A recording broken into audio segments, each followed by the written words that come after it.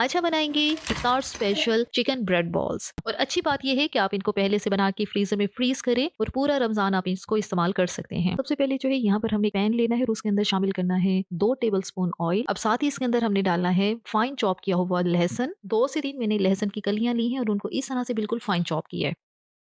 जैसे ही लहसुन हमारा हल्का गोल्डन होता है तो यहाँ पर हम लोग शामिल करेंगे प्याज, बिल्कुल फाइन चॉप किया हुआ। छोटे साइज का प्याज लिया था और उसको इस तरह से बिल्कुल छोटा छोटा हमने काटा है। अब प्याज को हमने बहुत ज्यादा ब्राउन नहीं करना, सिर्फ हल्का सा ही हमने यहाँ पे इसको जो है फ्राई करना है तेल के अंदर।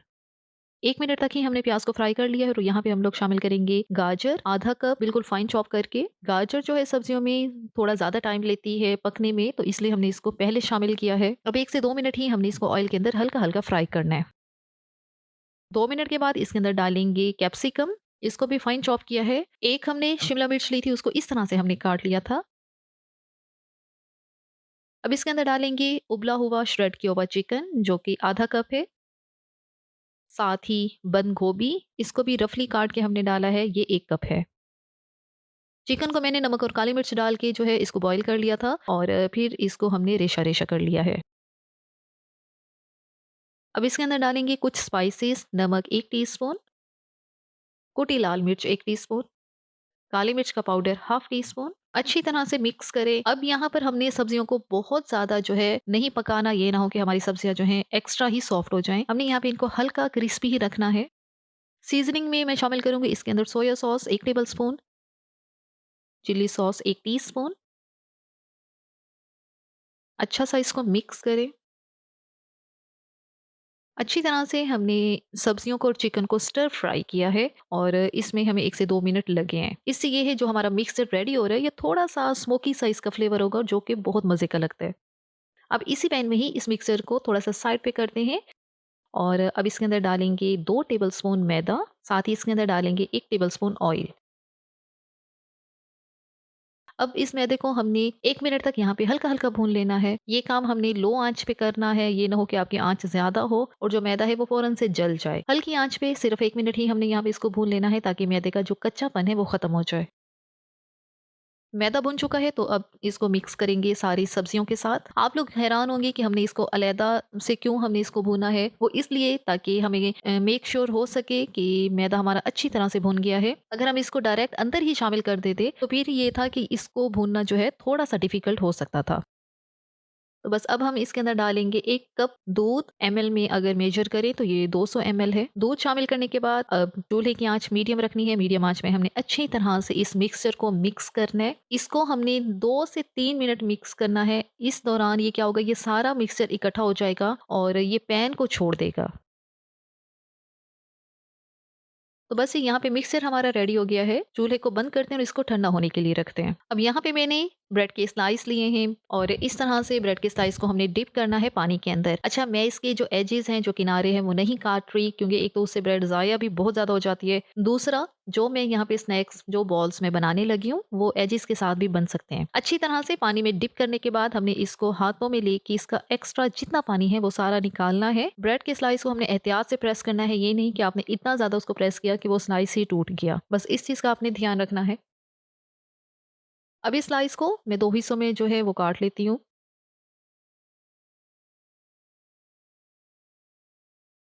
एक हिस्सा लें, उसके ऊपर रखें अपनी ये स्टफिंग जिसको हमने रेडी करके रखा है। ये स्टफिंग जो है तकरीबन 1 टेबल स्पून जितनी ही आपने लेनी है। अगर ज्यादा लेंगे तो फिर ये है जो बॉल है वो आपकी फट भी सकती है। अब हमने इस तरह से इसको बॉल की शेप दे लेनी है और जो इसके किनारे हैं उनको अच्छी तरह से जोड़ देना है। और ये काम बहुत इजीली हो जाता है क्योंकि ब्रेड गीली है और गीली ब्रेड जो है बहुत इजीली सील पैक हो जाती है।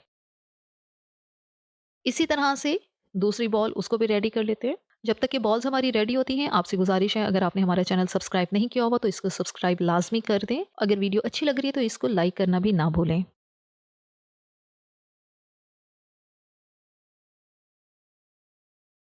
यहाँ पे हमने अपनी सारी बॉल्स जो हैं वो रेडी कर ली हैं। अब नेक्स्ट स्टेप इनको कोट करने का है। कोट करने के लिए अंडा लिया है, अंडे को अच्छी तरह से यहाँ पे बीट कर लिया है। साथ ही लिए हैं हमने ब्रेड क्रम्स। पहली कोटिंग इसकी अंडे के साथ करेंगे।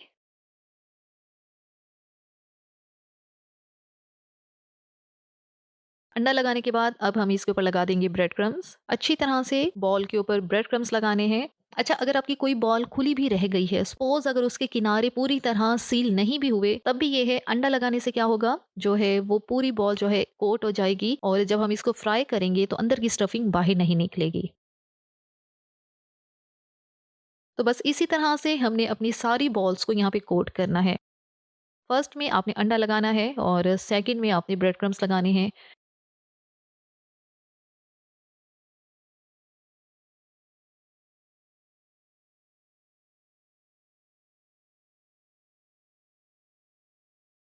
ब्रेड क्रम्स लगाने के बाद क्या है, इस स्टेज पे आप लोग चाहें तो इन बॉल्स को आप लोग फ्रीजर में फ्रीज कर सकते हैं। 3 से 4 हफ्ते इजीली आप इनको फ्रीजर में रख सकते हैं। जब आपने इनको फ्राई करना हो फ्रीजर से निकालो, फिर इनको फ्राई कर लें। लेकिन फ्रीज करने के लिए आपने इनको किसी एयर टाइट डब्बे में डाल के रखना है। अब मैंने क्योंकि यहाँ पे वीडियो बनानी है तो मुझे यहाँ पे इनको अभी ही फ्राई करना है और आप लोग चाहें तो इस स्टेज पे इनको फ्रीज कर सकते हैं। फ्राई करने के लिए पैन में हमने ऑयल जो है मीडियम फ्लेम पे गरम किया है। अच्छा, ऑयल जो है इसका टेम्परेचर हल्का ही होना चाहिए, ये नहीं कि आपने इतना ज्यादा उसको गर्म कर लेना है कि हमने बॉल्स को डालना है और वो जल ही ना जाए। इस चीज का आपने ख्याल करना है। तो इसके अंदर अपनी ब्रेड क्रम्ब से कोटेड जो हमारी बॉल्स हैं वो डाल देनी है। 1 से 2 मिनट एक साइड को फ्राई करना है और 1 से 2 मिनट ही इसकी दूसरी साइड को फ्राई करना है। पैन के अंदर जितनी स्पेस बन रही है आप उतनी ही बॉल्स डालें। बहुत ज़्यादा ओवरलोड नहीं करना आपने यहाँ पर, ये ना हो कि आपस में टकरा के ही ये जो बॉल्स हैं ये खुल जाएं। जो बॉल्स हमारी फ्राई हो रही हैं जिनको हमने पहले ऑयल के अंदर डाला है उनको निकाल लेते हैं।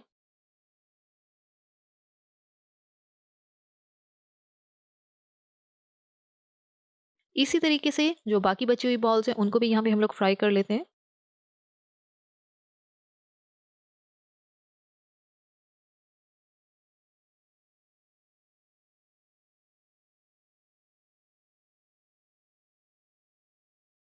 और हमारी यहाँ पर बहुत मज़ेदार, बहुत क्रिस्पी, क्रंची सी चिकन ब्रेड बॉल जो हैं रेडी हो गई हैं। बहुत परफेक्ट रेसिपी है ये आपके इफ्तार के लिए। रमज़ान आने वाला है, इस रेसिपी को नोट डाउन करके रख लें और इफ्तार में इसको ज़रूर बनाएं। रमज़ान से पहले बना के रख सकते हैं, फ्रीज़र में फ्रीज़ करें और रमज़ान में इफ्तार में आप इसको जस्ट फ्राई करें। अब यहाँ पे एक बॉल जो है मैं तोड़ के चेक भी आपको करवा देती हूँ। बाहर से क्रिस्पी, अंदर से बहुत सॉफ्ट और क्रीमी सी हमारी चिकन बॉल्स जो हैं बहुत ज़्यादा मज़े की और लजीज तरीन बनकर तैयार हुई हैं।